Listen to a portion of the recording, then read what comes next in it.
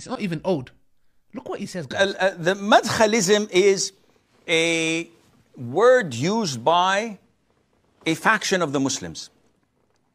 And this is a byproduct of the intelligence department, the CIA, whatever, used to deviate and split when you the showed Muslim me this, ummah.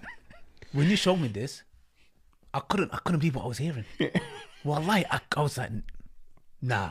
Because we have our speculations. Yeah, we're talking about the whole prevent thing. Yeah.